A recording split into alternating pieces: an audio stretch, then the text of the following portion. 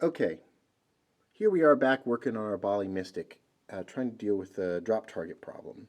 And I started to take another closer look, and I also did something. I took another spring, shortened it that was in there, and I put another spring. So I've got three different springs in here, and it's definitely improved it, but it was still occasionally getting stuck.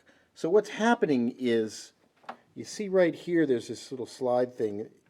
Uh, this is jumping out of the channel when it resets the targets. But I looked on the back of mine, and I actually, when I took this plate off to install the targets, I put it on wrong. I did. You see how this plate goes on the inside of that? I put it on the outside. Look over here. See, I put this plate on the outside. That's what's now. Watch that blade when it goes up to be reset. See how it disappears, and it should be sticking through so that it never leaves the track. So I actually put this plate on wrong, and that's the reason why my targets are not working. So live and learn. Pay close attention to when these things are being put back together, because if it's even on the wrong way, just slightly like that, just that much difference, it means these things won't ride in their tracks properly.